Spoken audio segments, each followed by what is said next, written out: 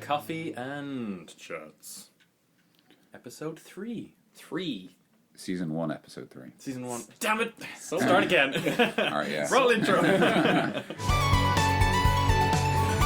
many episodes. I know. In so little time. Hello and welcome to Coffee and Chats, the podcast that never releases episodes. Yeah. We just all agree on that. Mm-hmm. I mean, we've had a couple recorded for quite some time now. Yeah. But we In never the vault. quite get around to... This one's probably, like, you know, knowing our schedule, this will be out in, like, the year Christmas? 2020, I Yeah, think. probably. Yeah, Christmas 2020. Just in time for Star Wars Episode 11. Yeah, it's going to be good. My favorite part is where... Chewie is a Terminator and then he travels back in time using the DeLorean and kills Franklin Delano Roosevelt. that's actually my favorite Star Wars like universe novel. Like, so. Oh, yeah. It's a shame that was all made, like, Oh, yeah. basically unusable or, like, made untrue. Yeah. It's awful. I Such a only shame. wish that kind of stuff could be put in. Because, I don't know. Here we go, Star Wars. Yeah. Anyways, let's start Star Wars. Sorry, Yes. hang on. Hi, I'm Daniel, and the two enthusiastic Star Wars people with me are DC Yeah, hello. and Tim. Hello. We're here. Coffee and Chats. Yeah. Back with a bang, I think. How many times are we going to introduce ourselves? Like, intro, coffee and chats, number 3. Oh, Here no, we go. please. That's all right. All right. Okay, Star Wars. Star Wars Extended Universe. That's what I was looking for. The word. I was looking Expanded universe. for. Expanded Universe. Extended Universe is like, I'm thinking Extended Editions, Lord of the Yeah. Rings. Like, Easy made mistake. Lord of Yeah. the Rings, Star Wars, you know. pretty much the exact same. Like, Pretty much. Gandalf is Luke Skywalker. Yeah, there you go. I would have thought him as Ben Kenobi, but, you know, No. you make a lot of sense Yeah. now. No, look Like- into it. Just read about it. But Tim, go ahead. You're about to say something. But I feel like it was a shame that they kind of decanonized all of what they had said was okay, you know? Like, fair enough, they're making new movies, even though they said they wouldn't, but to suddenly say, like, nah, you know all that truth we said you had? You don't have any of it anymore.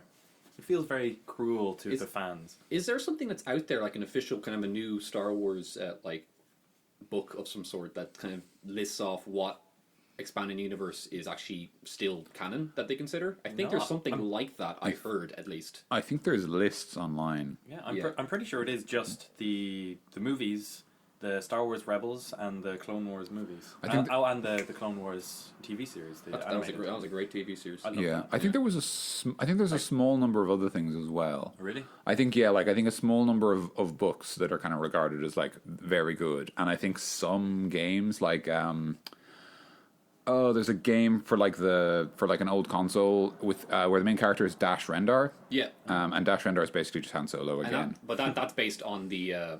There's a book based on that. Yeah, and they, that's still canon, I think, because Yeah. Dash Rendar is in X-Wing. That is definitely canon. I think, Oh yeah, X-Wing is all canon. Yeah, I think people. Yeah, I think people actually just really like those certain. You know the stories. scene in Star Wars where rookie pilot crashes into Luke Skywalker and then swears at him, and then you don't get to shoot anyone for the turn. Yeah, That was my favorite scene in Star Wars. Best ever. my favorite scene in Star Wars was when they took like about an hour to set up Star Wars beforehand. Everyone's picking ships, and then after they pick ships, the pilots argue over who gets to pilot which ships. My favorite part of Star Wars was when they actually brought the ring to Mordor and threw it into the... Sorry. My bad. But anyway, going back to what I was about to try and say, I think people they were like stuff like the Dash Rendar. What is it? I think it's of Shadows. Empire. Yeah, Shadows of Empire. Or something Yeah, like that, Shadows of the Empire. I think that's the game anyway. But I don't know about the book. But it could be the book. But people they were some of the highly regarded ones. I think maybe. And there's probably other ones, and they probably I think so, yeah. Okay, these are the ones that people really like. So There are apparently a couple like tips of the hat towards a couple of them in the actual movies and stuff. Like I don't know of any specific examples, but like apparently there are a few like references to some of the original stuff. Like everybody had assumed, well, so far as I know, that it was just the movies and all the actual like LucasArts Yeah. produced stuff. But yeah, apparently there are some. there's like for example, there's Dash Rendar's freighter that shows up in Oh yes. A New Hope. They kind of they add in one of the newer editions. They added in flying out of Mos Eisley. Yeah, as Luke and Obi-Wan arrive, I think. Yeah. Just a sort of a nod to the series because it was quite popular. Yeah. He had one of the like newer version of the Millennium Falcon model. Wasn't He had, it? yeah, he basically had like a Millennium Falcon. It was like Yeah. a freighter that he converted it for smuggling, and it had a turret and stuff. Smuggling. Quit smuggling and burgling Yeah. is the old saying. I say that. The old galactic police saying I say that in daily. Star Wars. Yeah. Use the Force and quit smuggling the burgling. The two most popular. Such a phrases beautiful, from just the Star a, Wars. just a poetic series, really, Yeah, really, it's beautiful. From the Star Wars. from the Star Wars. Anyway, Looking forward to Rogue One. yeah, Rogue One. Rogue One. Sorry, Rogue One. I can't. You know what? Just talk to him. Perfect. Perfect. I haven't actually seen any of the trailers for it, but I'm trying to resist doing that. I do that for all the big movies. Like, I'll give up in the last like week or so and watch them, but then like until that point, I tend to avoid all trailers for like big movies. Like I did it with Force Awakens, and I'm pretty sure I did it for Episode 3 as well. Well, you For a lot did of cool see stuff. the Chewie we're home trailer, did you? Yeah, I did. Yeah. Well, I couldn't be avoided really. Yeah. I was But like, you ooh. said, I remember you saying in an older episode of Uncanon Coffee and Chats. Exactly. That's why I said it again. Yeah, you said it before where you. You said it before where you kind of only you like to watch them in the cinema when they show up. Yeah. You know, you like to have that surprise in the cinema because it's a better experience. Yeah, totally. That's what I like doing. Yeah, that's Because cool. it is a much more cinematic experience. Because you get it in the like 5.1 surround sound, and you get all of the cool bass. Because there's never enough bass in anything. Yeah. You know, we can never quite hear it. I heard it was all about that bass. All about the bass or the bass. If you're a fisherman, don't drop it. It's a dangerous thing to drop. Oh God, it's flying everywhere. Jerry, get a net. You're just dropping like. Those sick beats are going to destroy this whole ship if we're not careful. Yeah. What did you guys think of The Force Awakens, actually? I don't know why we're talking about this now, but whatever. We talked about the. Actually, no. I never actually saw it in the episode we were talking about. I didn't see it. yeah. Yeah. I liked it. Cool. Yeah. No. Okay, thanks for joining us this week, guys.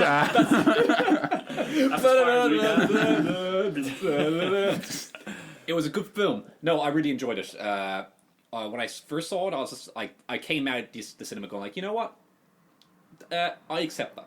Yeah. That's really kind of It's acceptable. yeah. It's very acceptable. It feels like a hard reset of the kind of Star Yeah. Wars stuff. And I do understand why they did the entire Star Wars, like pretty much the first film again, because they wanted to be familiar again. Because everyone got really turned off by the prequels.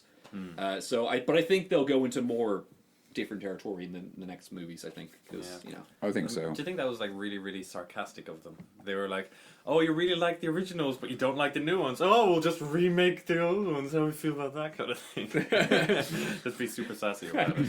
10 years later. I did think I mean, like, yeah, like it was really like good. I think one thing that's interesting is like, I didn't realize there was a lot of complaints about it. Yeah. Like, I didn't realize that at all. I just assumed that most people were just like, yeah, it was pretty good. Like, one of the complaints is like Rey, the female main character. If you guys haven't seen Star Wars: The Force Awakens, there's literally nothing I can do for you. I'm just gonna put it out there. Yeah, watch it. It's good even if you haven't seen the other Star Wars. You know, Yeah, like it's a good standalone It's film. yeah, it is. That's actually true as That's well. what it's made for, really. Yeah. For a new generation. Yeah. Exactly. Yeah. But like people said she was like a Mary Sue. She had like too many Yeah. things. But like, yeah, I don't think that makes any sense because if you separate like the New Hope, A New Hope even, as like from the other two movies, then like Luke is a Mary Sue. You know. Yeah. He never really struggles out too much with anything, and obviously there's like the one scene that really comes to mind for me is you guys remember where they're analyzing the Death Star plans. If we could intercut this with like audio from the movie, that'd be awesome. but Don't give me work I don't need. That. Yeah, I don't think we're allowed to put the audio. but anyway, you know, they go like, oh, there's this exhaust chute, but it's this like it's only 1 meter wide. It's a really difficult shot, and then Luke just goes, oh, that's easy. I did that back at like shooting Bullseye Wombrats with my T60. Exactly, and like everyone else, like, wow, that's a really tough shot. And he's like, yeah, I could do that, no problem. And that is what a Mary Sue is. It's someone who doesn't struggle with things that other normal people would struggle with. So. Yeah. Like, and it's only through the other two movies that you see like Luke actually struggle and fail and deal with that. That can be compared to when she's like, I just bypassed the compressor or whatever. Yeah, exactly. It's not working. But the one, It's not working. Chewie. Hyperdrive trolls again. no, but the one thing about Rey that kind of the one moment anyway that really I was just kind of like, was where she spoilers, by the way, if you haven't seen the film, the spoilers for the film, but you probably have if you watch this, but skip ahead a little bit. But the moment where she kind of does the Force mind trick, the Jedi mind trick, and she first does it, because I just kind of personally, how it's been built up in the universe, to me at least, is that the Force didn't really work in that way where someone can just do it for the first time like that, you know? Yeah. And that was just, but you know what? If they're building up this way where people can just be gifted with it, then that's fine. But I was just kind of like, I just was a little bit iffy about that. I think what they're going to do is they're going to have, like, the universe is going to rebalance itself out kind of thing, and there will be more Jedi. Because just like in Avatar, when all of the air nomads had been killed off, 100 years later they started coming back just randomly. Yeah. You know? I feel like that's probably what they're going to do with the Jedi. Yeah. Which is actually kind of how it worked anyway, beforehand. Like, the Jedi would go and find Force-sensitive children and bring them to the Jedi Temple and train them up. Yeah. So maybe it is just continuing. And, that makes sense. And even Luke does things like somewhat randomly. Like there's the bit in Return of the Jedi, I believe, near the start where they're doing the free hand from Jabba's palace bit, where he just sort of casually force chokes one of his bodyguards.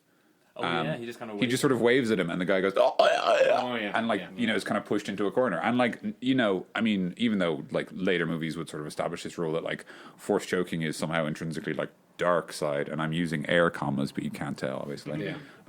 You know, is like a dark side power, and like lightning is a dark side power. But like, I think that's much more organic, where it's like, yeah, the force just does things. Yeah. Which is, I really like the idea of the Grey Knights. There are the Sith, and there's the Jedi, and then there's the Grey Knights, who were either part of one of the orders, and we're just like, dude, no, I'm just gonna do my thing and just be my own kind of moral compass. They're basically like freelance Jedi. Oh, okay. Or I'm just thinking of like the peacemakers. I'm thinking of the neutral planet in Futurama. Go to Cold Bay. Tell my wife hello.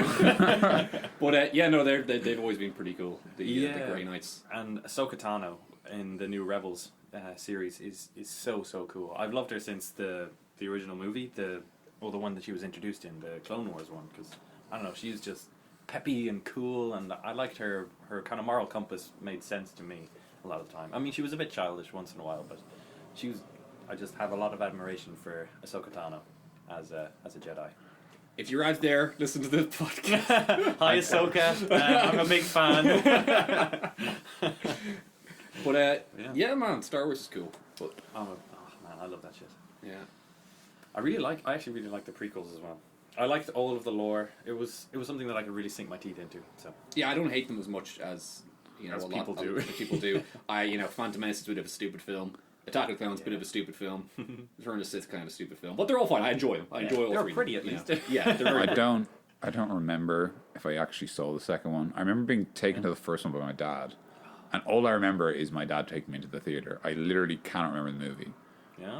I don't remember him having a reaction to it when I My favorite creatures in the universe are in that movie. The Reek, which is the big rhino creature, the Nexu, which is the kind of cat thing with the 6 eyes, and then the Acklay, which is the big thing which kind of stomps around with its mad claw feet.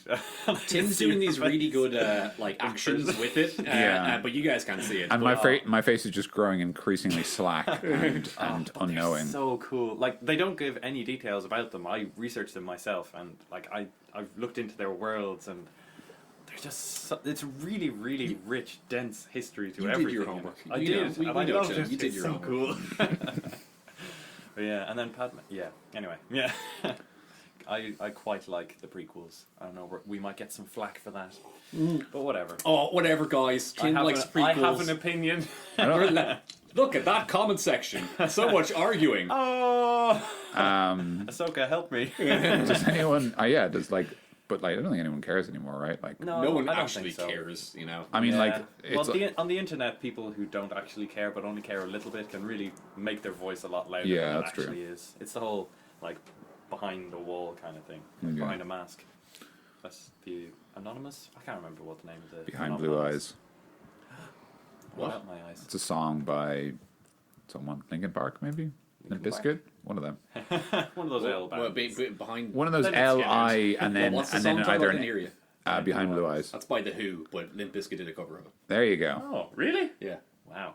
No one knows what it's like to be the bad man. And that's the Fred Durst version. I never really like. Yeah, it was anyway. I never really got Fred Durst. Don't worry, a lot of people didn't. I couldn't catch him. I mean, like I kept throwing Pokeballs, but I don't know. He just yelled at me. The 90s. Just full of How that. more 90s can you get in this comment that Dan made? Yeah.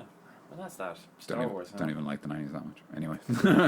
You were born More of in an them, so 80s you guy. can't be too big. Yeah, I know, but I can resent it the rest of my life. Self-loathing. How dare I I'm be more born? 80s myself, mainly with music. Yeah. 90s had what? Nirvana? And Yeah, that's all the other true. grunge guys. And they had Pantera. Yeah. That was a good band. Muse started kind of in the 90s. 1999 was Showbiz. Yeah. 90s were okay. Yeah. They had their highlights. Which I suppose that's the kind of... Sorry, 90s, if you're listening to this. Yeah. I'm a big fan again. I'm just sucking everyone's dick. That's going to be a good one to take out of context. and Yep. Remix. Yeah. Once we get remixes, Yeah. that's definitely going to be one of them. Anyway, I forgot what we were talking about. We were talking about Star Wars. Yeah, we're wrapping up our Star Wars. We were Well, wrapping were up we Star wrapping Wars up? thoughts. I reckon so. Yeah. Is there anything else you want to say about Star Wars? Fantasy Flight are doing a really good job of bringing them back to life in games. Okay. Yeah. So obviously there's X-Wing, which we play, Yeah. which we're big fan of. Huge fans of X-Men. Big fans of. Fuck me, that was awful. Big fan ofs. What the hell's a big? What's a big fan of? I am fan of. He's the tournament winning X-Wing player, obviously. And if you're listening, I'm a huge fan. Love your work in the 90s. I'm a fan of flan. Yeah, sorry. How many times can we derail ourselves? I don't know. That's Yeah. and they're also doing like a miniatures game where like you get like a hero and you like go through like dungeons that sort of a kind of a game master does, but he's a little bit more antagonistic than the game master. Like he controls the Imperials and stuff. Okay. And then there's the RPGs, like the Edge of Empire, and there's one for Jedi that I've forgotten the name of. Jedi of the Empire. Nailed it. Super Jedi Adventure. There you go. That's the one. Look That's it up. It's real. Yeah. Man, it might be. I feel like the Rebel series could probably be similarly... Like, if that was somebody playing an RPG, that would make a lot of sense, because there are a lot of very cool kind of characters, and sometimes some of them are left out, so it's like people couldn't make it to the Oh, I events got you. and Someone, stuff, yeah. so they were just kind of swapping in and out. I think someone from the Rebels got put in X-Wing, the game. Really? Yeah, some of the characters got like added into it. Is there someone called the Inquisitor? Yeah. Yeah, the Inquisitor. Inquisitor is a scary dude. Yeah, the Inquisitor got added. You can get his ship and you can have him pilot it. That's pretty cool. And there's the arts of it is very cool. It's like him doing like a bombing run over a city. Yeah. It's like, He's like a Sith. Like, he has a lightsaber thing, but he's kind of like a hired hand. Like the Knights of Ren are, or like Kylo is, because he's like not quite a Sith, but they use the lightsabers and stuff. Whereas the Inquisitors, well, there is the Inquisitor, the like Grand Inquisitor dude, who probably you guys know as the guy with the like tattoos on his face. But he was an Inquisitor to the Emperor. And oh, okay. Yeah. I'm not going to get Okay. too much into Fair enough. the lore. But yeah, he has like Get stuck in it. he has a custom ship apparently. Yeah, he has and a that's very cool and that's ship. what you get in the box. Mm-hmm. And I presume they've done other Rebels characters like the heroes as well as a Yeah, result. probably. You know you're a cool character when you have your own ship. Yeah. Yeah, that's like one of your signatures. Signature weapon, signature ship, or Signature look. is also good. Mm-hmm. Indiana Jones, he had two of those. Yep. He had look and a weapon. Yeah. He didn't have a ship. Didn't have a ship. No. Han Solo has all three. Yeah. He's a trifecta. He's a perfect three. He's a perfect 3 out of 3. He's a Got a perfect. man who can do both. True. Is there a word for all three? Like all two, which is both? I was gonna say Dolph. I do not know why I said that. I just made up that word. Troll. Troll. I'm Trolf the Barbarian. Wait, all 2 wouldn't it just be both? All two. Yeah. Well, Well- that's what I mean. Is there one for an all three? Oh, Yeah. I don't know. Yeah. Maybe. Breathe. I'll look it up and bring it to the next episode. We'll discuss the minutes of this episode in the next episode. Oh, that's a good idea. Yeah. But yeah, a lot of board games and stuff have been developed before. I've kind of looked into some of those, but none of them really caught my eye. But I don't think a lot of them do, like, without me kind of actually playing them. Yeah. Like, I've played Machikoro here with you, which is a fun one. That's a fun one. And Yeah. my cousin Rory actually got a copy of it because Oh, I cool. had suggested to him that it was a good game. Ah. Because Yeah. he's getting into board games a lot Awesome. these days. And he got a whole bunch. He got Dominion, he got Machikoro, I think he got Carcassonne, I'm not super sure. But he's gotten way into those. And Machikoro's a fun one. Matchgirl is great because everyone can play it. Yeah. It's a Yeah. very nice, simple game. Yeah. It's like kind of it's a less threatening Catan. Basically, Yeah, yeah, yeah. it is, yeah. Catan via Dominion, kind of. Kind of, yeah. And sort of like parts of both of those games trimmed out so that it's very sort of simple. Yeah. That like And it's very pretty as well. It's yeah, very it cute. is. It's very nice looking. Yeah. And it's sort of harmless and it's not like traditional. You know, it's like, you know, rather than being like, you're in a fantasy kingdom and there's goblins, or you're in space and you're all wearing 17 layers of power armor. It's like, you guys are mayors of a Japanese town. You're like, I'm a what of a what now? You're a baker. Here's a field. Here's the field. Get to work. Wait, what am I doing? Here's 3 money. Okay. I buy a cafe for 1 money. Yeah, okay. I will Ah. get more money. Roll the numbers. Roll the numbers. Yeah. Oh boy, money. This is fun. It has a pretty natural progression to it. Like, it starts off very slow. Yeah, it Yeah. does. It's a fun And it one. accelerates Yeah. dangerously. I don't know. People who play it for the first time are tentative to buy the attacking cards because they want to make friends and stuff. But attacking is a very, very legitimate strategy. Yeah. And it works very goddamn well, as I found out yesterday when I was playing with Rory Charity and his mate Gary. And John. It wasn't Charity. John was there. Hey guys. If you listen to this, if I throw this at Rory. Oh, cool. Yeah, Machikoro is good.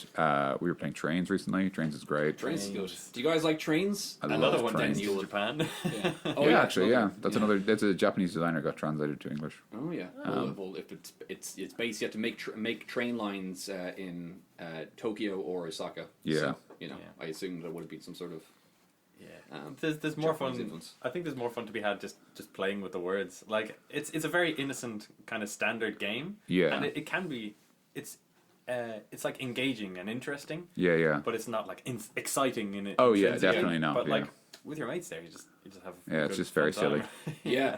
No, like I didn't really think it's a game where you look at it and you're like, how would this be fun? And then you just kind of get into it. Like Yeah. as you said, it's not like really exciting, but it's just like it's fun to kind of do all this stuff. Yeah. You know, it's fun to kind of Yeah. like it's a good game, all right. It does the Okay, it does the classic kind of deck builder thing of like it just plays on your joy of building a thing that's really good at doing a thing. Yeah. And like that's all Yeah, the yeah. game is. It's just making a machine that's really good at something. And like, you know, like humans are really like definitely programmed to do that because that's why we have like bridges and this house that I live in and stuff like that. Because we're like, yeah, this like wooden shack is good, but I could probably do better. And then like, yeah, so it's the same idea. It's the same instinct of like, I want more, I want better, and just sort of, you know, rather than terrifying capitalism, it's harmless trains, which is nice. I like trains.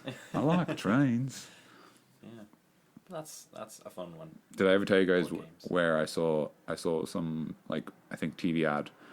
I might have said this on the podcast before. Oh no. Go for it. Oh no.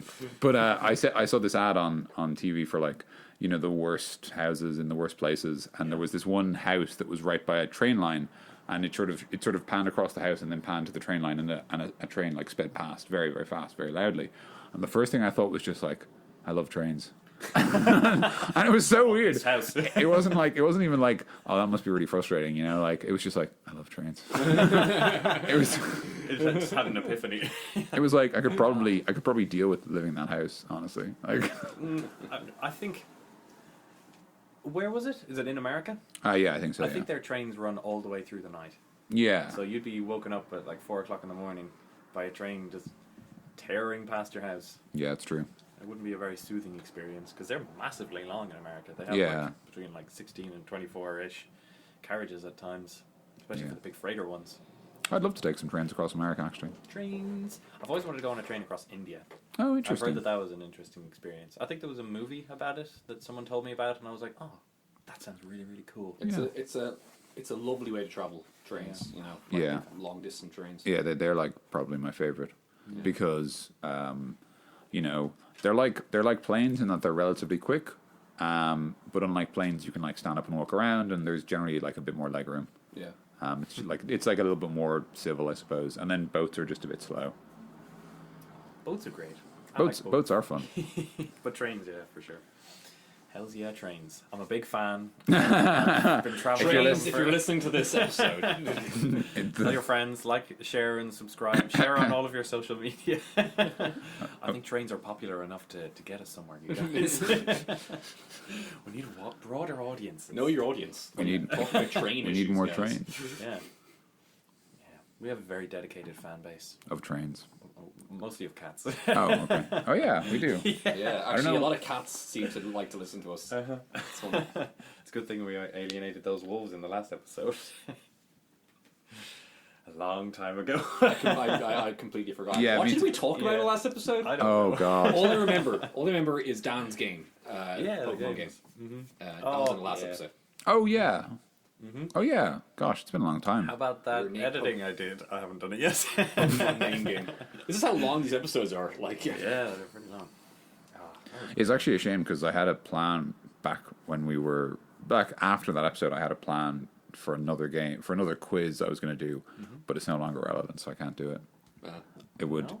What was it, like a Pokemon Go? No, it was going to be a quiz on like the Olympics and feminism. Oh, okay. Because I read an article about it, and then I was doing a bit more research, and it was interesting.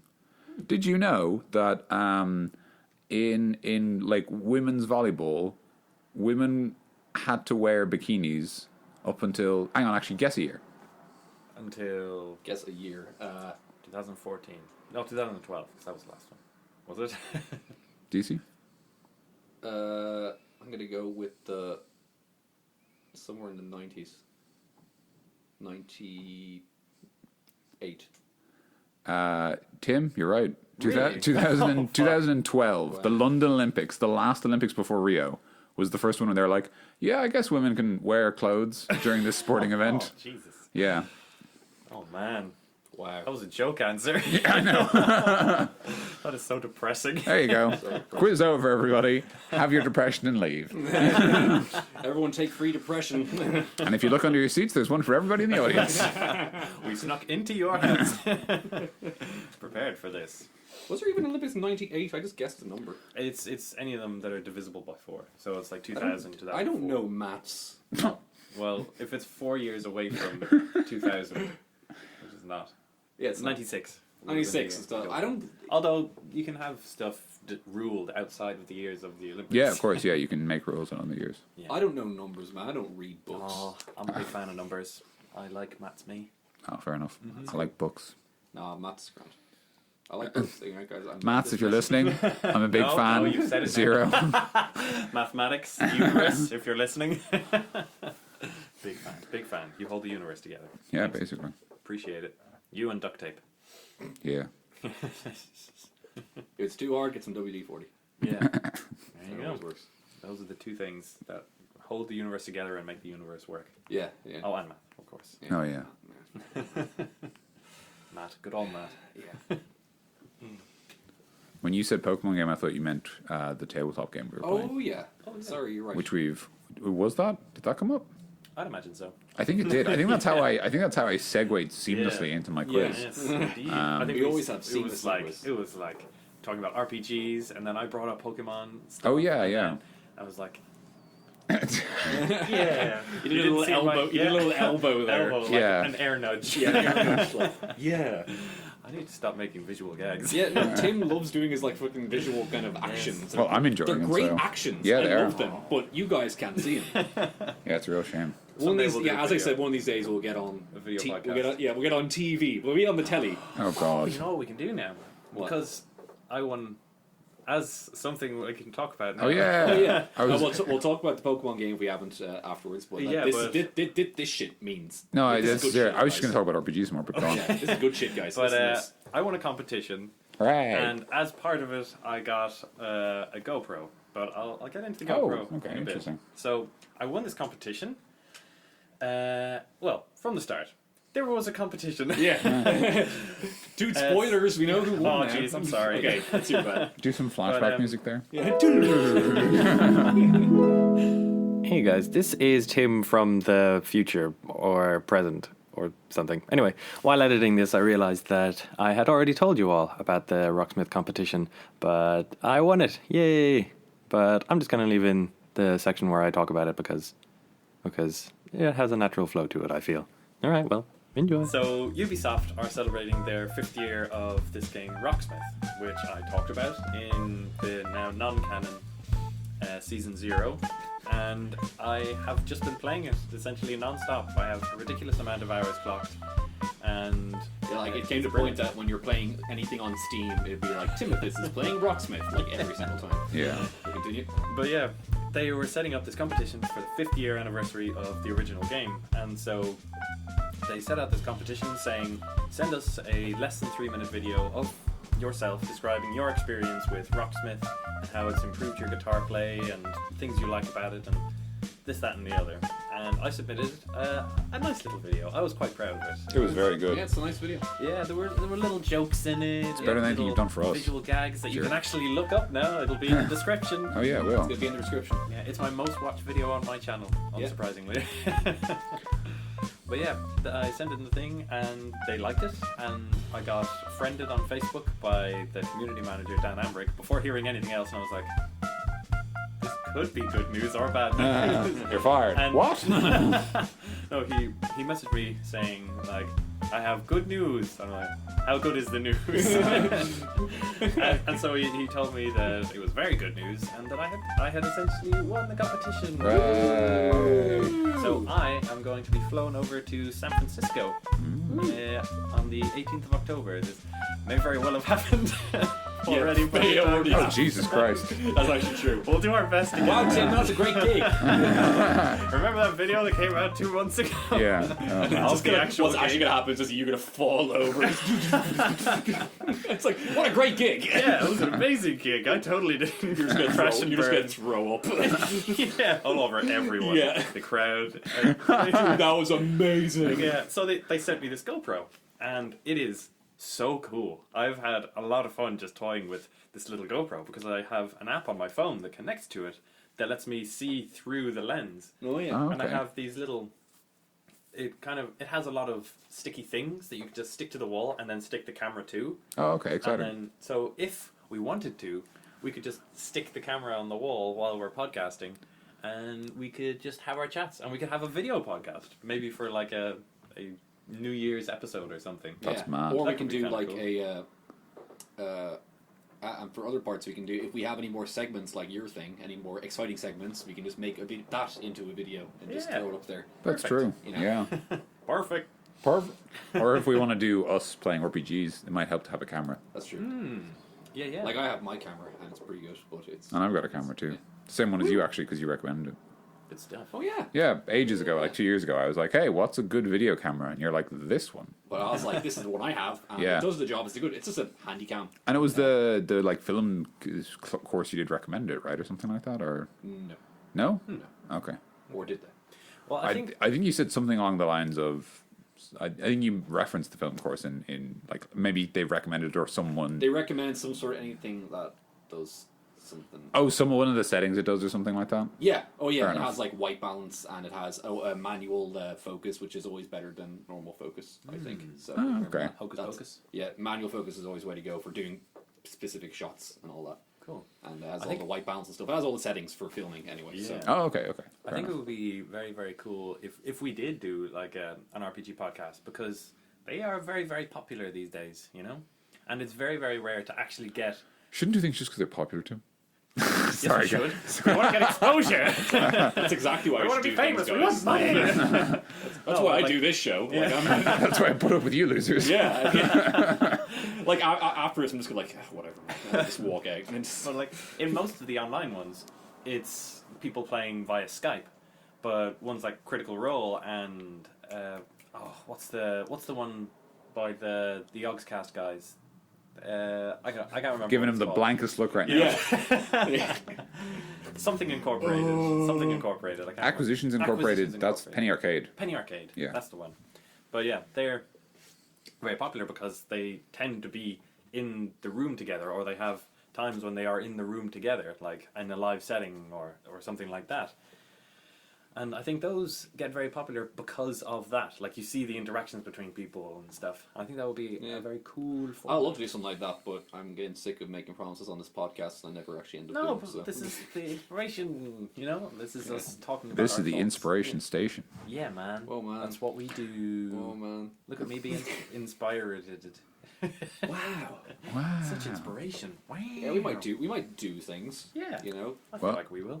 We haven't so far, but that won't stop us. The only thing that we've done is Rocket Power playthroughs, which is up now. Hooray. Episode Right now- 5 coming out 2 hours ago. Yeah. Oh, Jesus. But there'll probably be more episodes when this comes up. Myself and Tim are playing Dark Souls. Yeah. Myself and Dan might be playing something right now. I don't know. We're But talking. We're discussing we're it. talking about it. If you have any suggestions for what you'd like us to play, we're on Twitter, and obviously you could just comment below the podcast, whatever you Yeah. prefer. Or just go up to us and ask. But we prefer if you Yeah, did actually, comment, probably. because it actually looks better on the if you actually comment on the video. But yeah, no, that's something that we're doing. That's at least something. Actually, commenting on YouTube is apparently a huge part of like what the algorithm, in air quotes again. The algorithm, You know, man. Like it's I what love- helps it be promoted. Yeah, I love how people do that. Like the algorithm, it's like it's not a deity. It's just a piece of software somewhere. great algorithm. There's almost certainly more than one algorithm. Yeah. Like, as someone who writes computer code for a living, I can tell you, Yeah. there's You not can't one. just do it on one. There's not one algorithm that's like if and then else and then if forever in cursive. If they have, then that's just really worrying. But would explain why Sounds YouTube. like I don't know. That would be very It would impressive. I think. yeah, it would explain why YouTube used to crash so much. Are you Apparently, Hey. YouTube doesn't make money.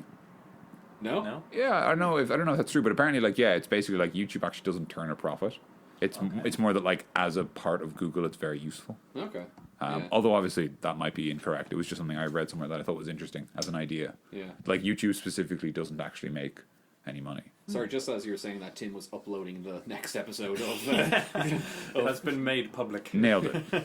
Which is the first episode 5, the first episode, which is in Oh HD. yeah, how exciting! Because we did something wrong. Rocket Power playthroughs now in HD. That's what the episode is That's called. Oh, okay, exciting. But we just did it because, I brought Tim over and I was just like, I'm bored. Let's do a let's play. Yeah, And then we because did. we got the piece of hardware for it. Yeah. Yeah, you did. Yeah, I remember I that. have that. We got it.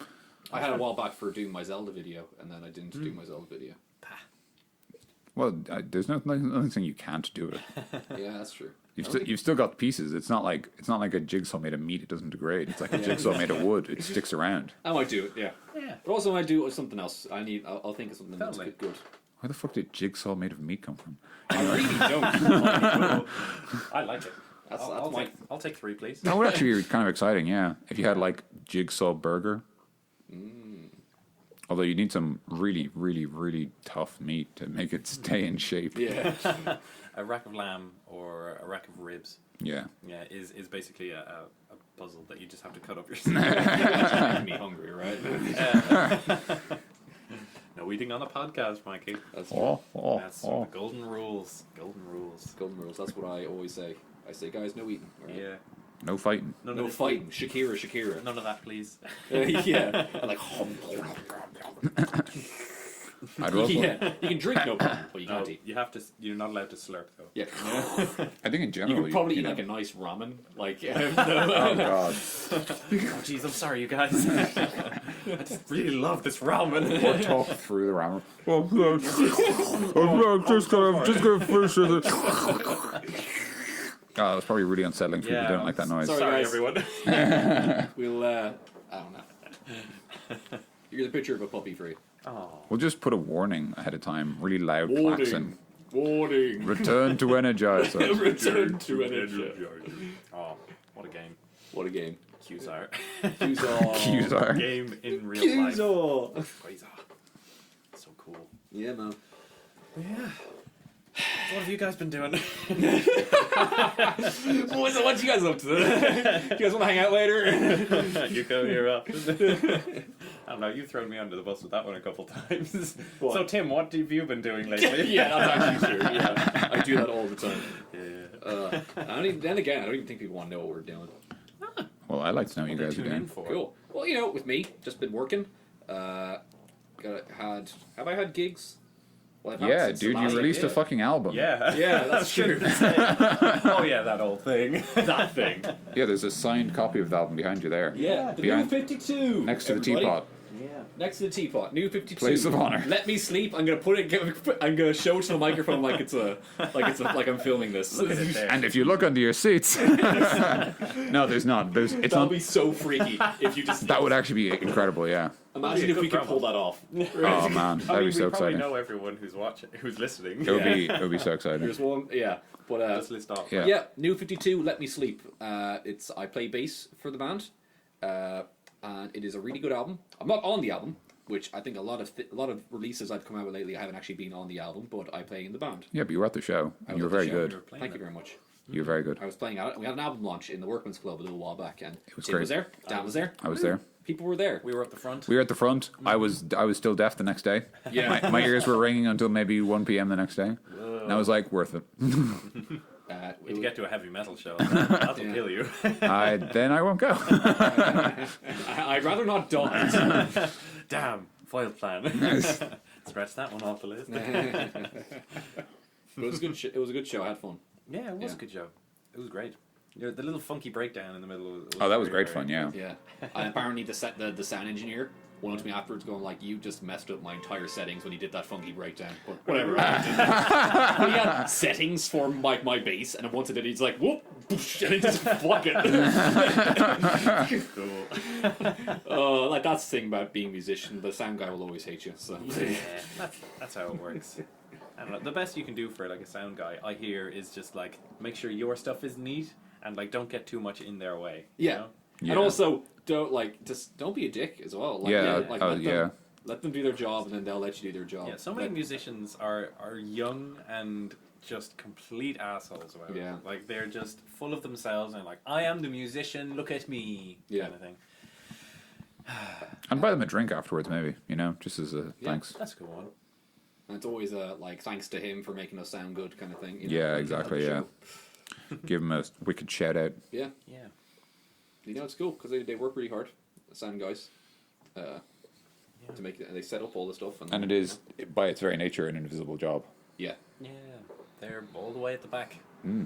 Or like off to the side or whatever. Yeah. But hidden. In their little booth. Yeah.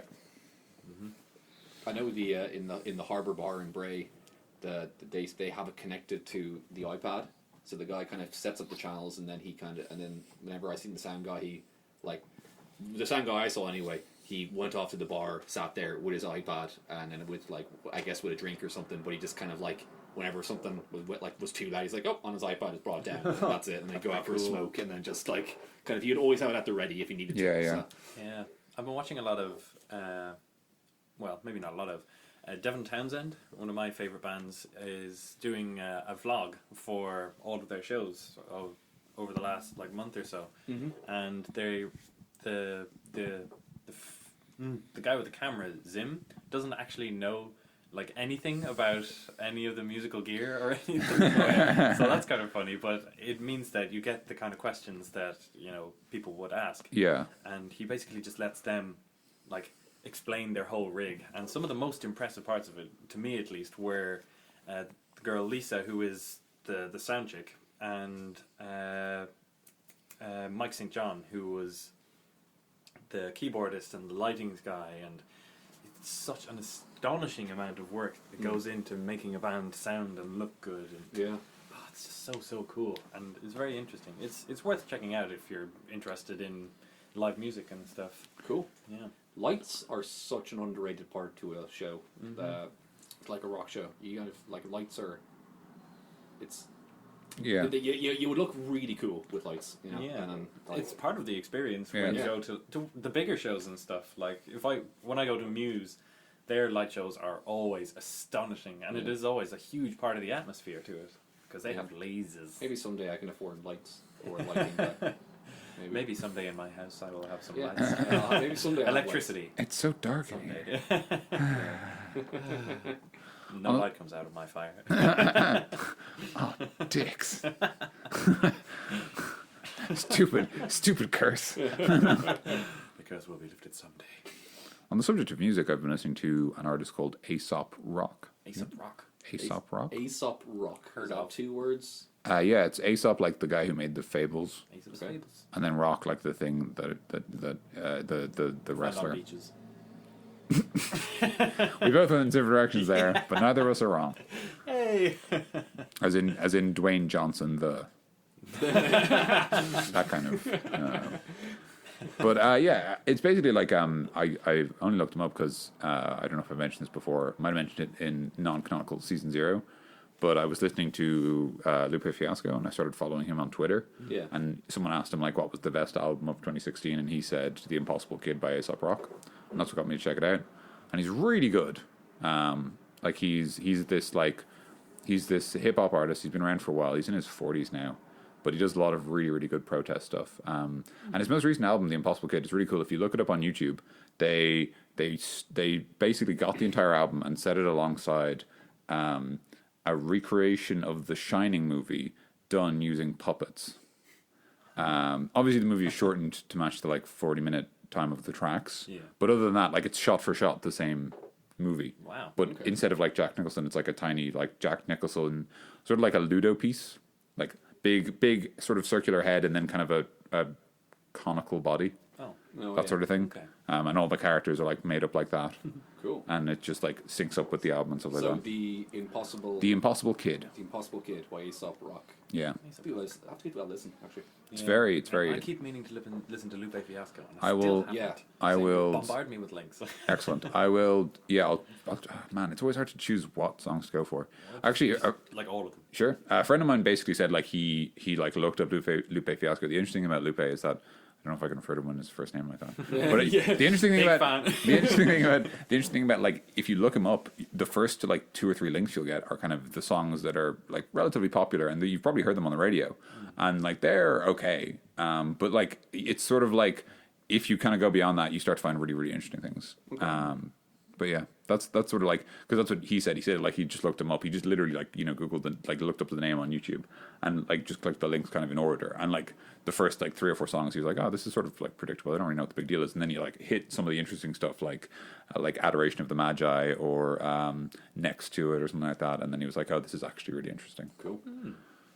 Cool. Yeah, very, It's always very good to listen to more interesting music because I'm a bit of a metalhead. So I don't tend to stray too far from that. I listen to Muse, and that's about the only kind of poppy thing that I would listen to. Maybe. Yeah. I mean, I've started listening to some more kind of classical rocky kind of stuff lately. I listen to a lot of Rush now. But I don't know. It's good to expand my horizons. Yeah. I should try to listen to Rush actually. I've been trying to get into old school funk. Yeah. Just kind of explore my Sorry. I'm sorry. I'm getting into old school funk. It sounds like the setup to a joke is all. Yeah, it does. It really does. But I'm trying to explore my musical influence heritage. I really love Flea, and I'm just what would Flea listen to? And I will go back and listen to Parliament and Brothers Johnson and stuff. I don't know if you listen to Brothers Johnson, but that's what that kind of Commander Meouch said in an AMA, where he's what do you listen to? And he's Commander Meouch, by the way, is the bass player from Tupperware Readings Party. You probably know them from being Ninja Sex Party's backing band. But they're also a fantastic band. One of my favorite bands right now, actually. But the bass player's fantastic. Actually, I haven't checked any of their independent stuff. I like just when they're not with. But anyway, go on. Yeah, but it's great stuff. Great kind of Daft Punk kind of stuff, but with a full band really, and with a bit of kind of 80s rock to it as well. Yeah. But the bass player was just they're what are you into? And he's oh, well, I like Parliament and Brothers Johnson and fucking The Snappy Brothers, fuck. Funkadelic, all that kind of old school funk stuff, and like it just Prince, you know, all like just. I've been going back into a lot of stuff and looking at my musical heritage. So I've been going that because I was listening to rock as well and metal myself. So it's good to explore a bit. So I think listen to a bit of hip hop that Dan will give me might be good. Oh yeah, cool.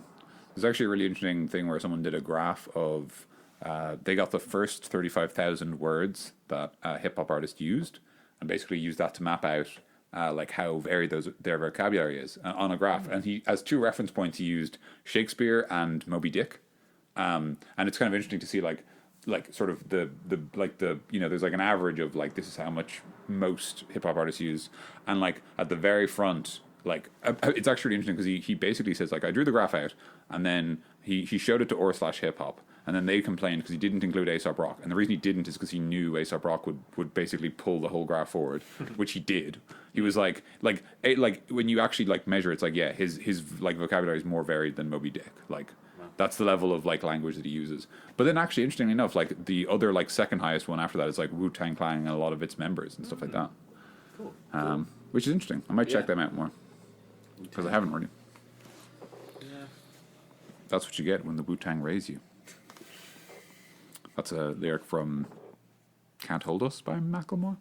Is it? Yeah, it is. I don't know Macklemore. Is he considered hip hop? Yeah, I think he's a hip hop artist. Okay. I really like Downtown, just how ridiculous it is. Yeah, the video is excellent. Yeah. It's a lot of fun. And also just the song is just itself really ridiculous. It's like a old school funk, kind of 90s hip hop, and it turns into like a stadium rocker. Yeah. The chorus. And It's very impressive. yeah, yeah. and it's also very silly. It's just about a moped. Yeah, getting a moped, and it's just like, you know, it's like very, it's obviously like silly for like, you know, on purpose. Really. Yeah. So, but it's a very impressive song. It's very you're a prog man yourself, so you kind of might appreciate it. You know. I don't know. I tend to avoid anybody who has had like a smash hit kind of thing. Cause what was Macklemore's like most popular song? Because I feel like a lot of people Thrift know Shop? him from. Yeah, it was Thrift Shop. He was Thrift Shop. Yeah. Okay. Well, I definitely avoided him. Like, yeah, fair enough. Then. It's always good. It's good to, you know. Yeah, I know. I get a little closed-minded that way. When one song annoys me by a band, I tend to avoid them, especially if it's like super, super popular. I guess I'm just a little bit of a musical snob that way. Oh, slap myself on the wrist. Because I'm a musician and I have to be diverse and I have to listen to all the things and yeah, fair enough. Make sure that I'm being fair to myself and to music in general. Or just listen to what you want to listen to, you know. Yeah, whatever. No. Okay, all right, fine. Or just like, it's just listen to what makes you good and happy. Yeah, I mean, I like checking out new things, but that's sort of me generally. Like, I would do the same thing for like movies and food. I'd be like, oh, this is something I don't know about. I'll try it, and then sometimes I'm like, that was a terrible idea. Then you won't eat it or watch it again. Exactly. That's with music. You know? But like, yeah, it's worth checking out. Yeah, so yeah, there you go. Lots of different music for people to check out. Yeah. I don't know what song I'd start off with for Aesop Rock. Most of his most recent album is very good. We'll just check out the album. Yeah, I'd say check out the album. Yeah. The Impossible Kid. Yeah, the Impossible Kid. Aesop Rock. Cool. Yeah, very good stuff. He does a really interesting. It's from one of his earlier songs, but he did this great like kind of. I don't know what you call it. I don't know. You might know the term for it. Basically, he did these 2 songs called Daylight and another one called Nightlight. And basically, Daylight is kind of this song that's sort of about like feeling good and being empowered, and then like Nightlight's sort of like the opposite. It sort of twists a lot of the lyrics of Daylight and uses them to be like, fuck everything is shit. Yeah. And it's really like cool and really like it's really just excellently crafted. I don't know if there's a word for that when like 2 songs are sort of playing off each other like that. But yeah, that's worth checking out if you're into something. If you think you can apparently I didn't really feel it, but then I'm kind of a cold emotionless machine. But a lot of people say that like if you listen to the 2 songs back to back, you get a very strong emotional reaction, almost like emotional whiplash, because it's so like yeah and then no. Yeah. How long are the songs each? I think the 2 songs back to back is about 8 or 9 minutes. Okay, that's not too So bad. it's not too bad. That's like one prog song. Yeah. Or 1/3 of any game song on a 30-minute remix. Yeah. That's very true. We're kind of there's been a lot of I mean, we might not actually keep in a lot of these silences, but we've been kind of a couple of times we've been, silent. So I think we're just running out of things to say. I think we should wind it down. I was going to just say, do we want to talk about the changing RPG scene before we wrap up? Let's go ahead. You want to talk about that, actually? I just thought I'd mention it very briefly. I feel like it is getting definitely a resurgence. Yeah, well, I meant more personally, but yes, also generally. Both. What do you mean by personally, then? Well, I think it's interesting how we are, well, first of all, we were playing the Pokemon game. Mm-hmm. That's taking a break. Tim is currently running a very exciting campaign in his own world. And Tim is also DMing a second game with other people. Mm-hmm. So that's interesting. In the same world, yeah. Which is cool because there might obviously be a encounter there or whatever. Yeah. But we'll see. And that's exciting. And that's more people. So that's what I mean kind of from personal, I guess, changes. And obviously I've got my college group and they're moving on to, they're, I guess, graduating to Pathfinder from 4th edition. So we'll see how that goes, because Pathfinder is a very, very technical game, and there's 2 players, and I don't mean this is an insult to them, but they're just not necessarily I really like the technical side of the game. They're more like, yeah, I just want to play and hang out with my friends. Yeah. Whereas 2 of the other players are very, very technical and really, really they really just get into that sort of optimization. I want my character to be the best at what they do. I want them to do this really cool, powerful thing. They get really into that. They love that. That's almost one of the main reasons they play the game. Is that why they would avoid 5th edition? Because 5th edition is simplistic. Kind of, yeah. They would look at 5th edition. To give an example, this is all edition wars. We'll go over these in just a second. So yeah, sorry. We're when we say 4th edition, 5th edition, and Pathfinder, we're referring to versions of Dungeons and Dragons. 4th edition is the last official edition that came out. Pathfinder is effectively a remake of an old edition of D&D by a separate studio who wanted to kind of bring it back and make it a little bit better, improve on some problems they thought it had. Yeah. And then 5th edition is the current edition of D&D, which most people are playing. Yeah. I'm a big fan of 5th and Pathfinder. I like them both for different reasons, but I like them both a lot. Yeah. 4th edition I'm kind of cold on. I feel like if you're going to play 4th edition, you should just play Pathfinder because they're as technically complex, but Pathfinder will let you do more with the same character. Yeah. Or if you want a simpler game, just play 5th edition because 5th edition is gorgeous and simple. It's I don't know, it's like a minimalist painting version of an RPG. It's just let's take out everything you don't need and just have this super simple system. Yeah, which is why we were... Yeah, exactly. Which is why we were talking about how oh man, we're going tangential again. How we were talking about how you could use 5th edition to play a space game because it's so clean that you could just kind of pull out 1 or 2 things and throw in 1 or 2 other things, and you'd have completely different game. Yeah, and that's it because 5th edition is so much about it's so abstract. It's more about the application of your generic skills rather than having really specific skills. But yeah, sorry, so yeah, the example I was going to give for 5th edition. One of these players who's very interested in optimization, he basically says when you play 5th edition, you should just always pick your first level as fighter because the systems in 5th edition give you so much reward for that. Yeah. And sort of like myself and one of the other players who's less technically minded would just say, well, maybe your character isn't a fighter, and he would go, yeah, but it's so good, and that's his mindset, and there's not a problem with that. I don't think that's an issue, but to expand on that for people who don't know, in 5th edition, you can have multiple classes, but how much you're invested in a class depends on what level you pick it at. So if you start off as a fighter, you basically get proficiency with all the armors and all of the weapons. And then so if you then choose to become a wizard, you still keep all of those abilities to wear armor and use weapons. So you're still a fighter in a lot of ways, but you get all the benefits of being a wizard and all the sort of, I guess, proficiencies of being a fighter, which is why it's so powerful, which is why he thinks you should always do it. Yeah. And it would be very, it would sort of unless there was a very specific reason, he would almost never not do that. Whereas I'd be well, my character isn't a fighter, so I'm not going to play the fighter. Yeah. I'd be oh, well, no, my character is a wizard with a glass jaw. He's not going to know how to fight. Not because that's the strongest choice, but because that's the character I've envisioned or whatever.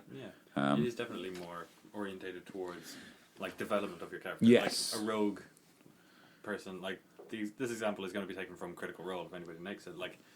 One character in that series was a rogue with his twin sister who was a ranger, and he was very connected to his sister, and when she almost died, he like swore himself to the Raven Queen, and so he became a paladin. So he's multi-classing through the story kind of thing. Not by his own choice. He gave himself to the Raven Queen, which then made him become a paladin. Yeah. He's not by choice, but by story. By circumstance, yeah. Circumstance. Which I don't really... I haven't seen that too much in games, really. I haven't seen where people... When it comes to class, people, my players anyway, have always been very technical.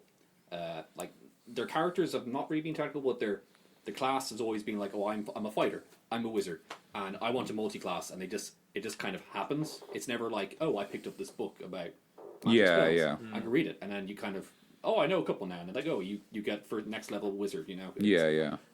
But that's fine. I just haven't really done that in the game. But I really like the idea of multi-classing through like story. Yeah. The like it's actually interesting because I'm playing another game with my old D&D group. I don't know what to call them now. The old guard, I guess. And we're like, because we've been playing for like 7 years at this stage. Oh God, I'm so old. We've been playing for a long time. We started playing when we were in transition year. We started with 4th edition. We played a long campaign. We've been playing in Pathfinder ever since. But like, we're reaching the stage now where like the guy who's running the game is like, if you are planning on doing things with your character, like tell me so that I can plan for it. Like, if you want to be doing this kind of thing, let me know so that I can provide for you, right? And like, I think that's kind of the idea that like, when you mature more as a player, you can start being like, I'd like my character to sort of turn into this class. Like, do you think we could set that up? Or like, you know, oh, I'm kind of cool for my character to be whatever, but I'd like him to do something interesting, right? Like, and you can use that or whatever. But yeah. That's how I want to play mine, because currently in the other group who haven't had a full game yet, but I'd had a one-on-one with my mate Greg. Hey Greg.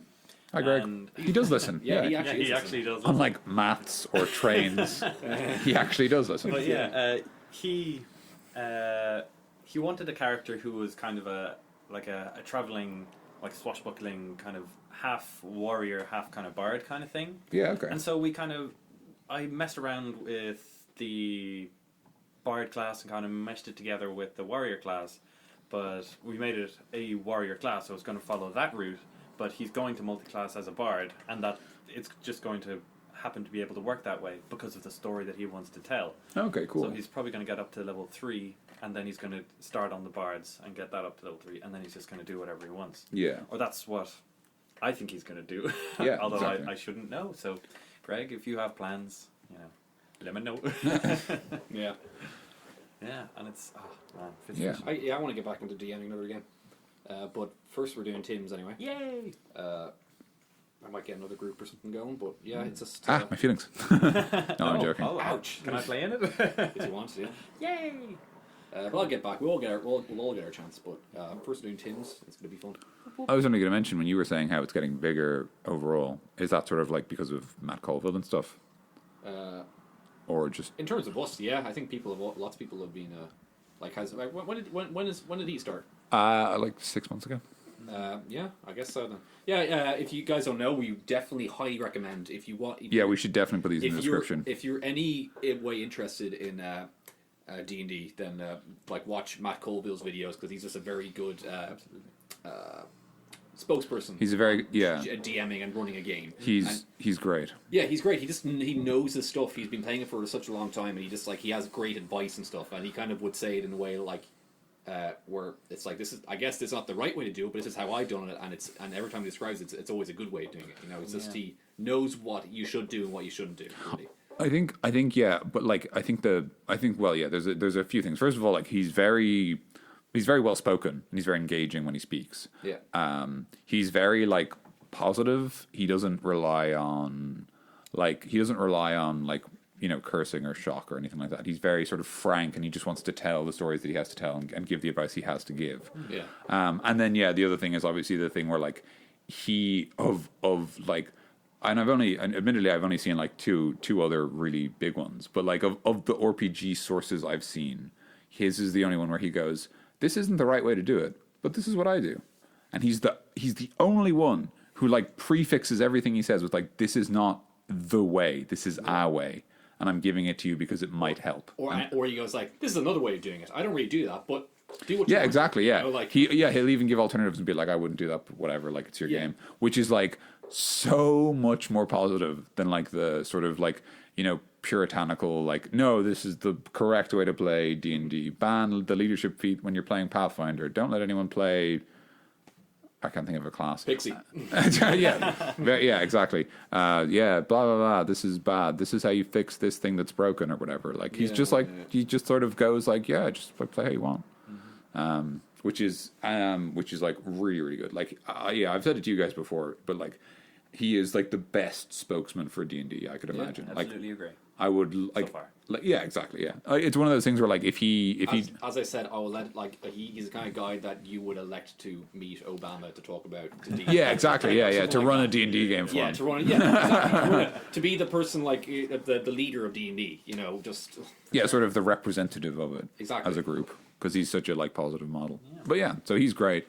We'll put a link to him in the description. Lots of links this week. Yeah, actually, wow. But like, no, he's so excellent. I've literally been like evangelizing people with him. Yeah, like, I got you guys. I sent the playlist on running a game to Jonathan because he's running a game in IADT. Yeah. And I'm pretty sure I've sent it to at least one or two other people. But yeah, he's very, very good. And I've told people about it now as well. Yeah. And like one thing of his that I really like is I like just his stories about rolling ability scores for like strength and dexterity and constitution, all that stuff.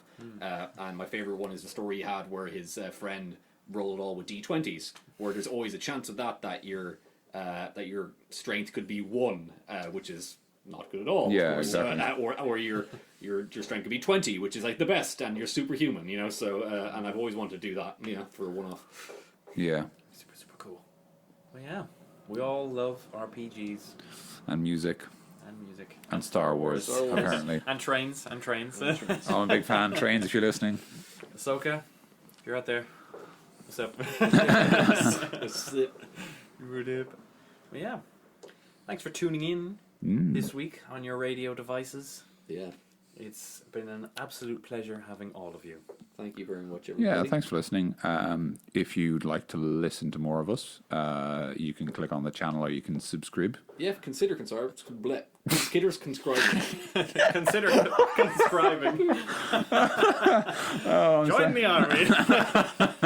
You're there. Join the Navy. Oh my god, that was so fucking funny. If you'd like to watch, Tim and DC fail to speak some more, there's a lovely Let's Play of them playing Dark Souls. Yeah, we definitely failed that. We'll put that up there somewhere on the page, I guess. And we've got a Twitter. We're at Rocket Lemon Lime. If you want to follow us, where we just mostly post just updates of the channel. If you prefer that to maybe if YouTube. people actually start following it, I'll post whatever on it. I'll just post some stupid shit. I think you have to post stuff on it for people to follow. I think the point of it. Catch 22. You've posted a couple times on it. Yeah. Well, I'll start doing stuff. Metal. Huzzah! Also, we have our Twitters here as well. If you want, for us three, I've been adding them to the bottom of the. Oh yeah, cool. Yeah. They're all in the. Yeah. Well, there's us. Frustratingly, I keep Everything's changing my there. Twitter handle. I don't know. I can't decide on one I like. Yeah, Gauche. it was originally Ghost Baron Ghost. Then it was a bit gauche, and now it's Post Me Dogs. Post me dogs. Post Me Dogs. Amazing. Oh, Daniel. I just know I can't figure. I now have to figure up Fuck me. Figure. I need to figure. Listen to Daniel fail at talking. What goes around comes around. If you, I need to figure out a spooky one for October. Same here. Ooh. I don't know. I was thinking maybe Frighty DC. Oh, that's I good. might do that actually. Nice. I was thinking Daniel white as a sheet. And Tim, you need one. Just Tim. I'm terrifying as it is. Well, thank you all again. Yeah. Thank you for listening, and have a good day. Bye-bye. Bye.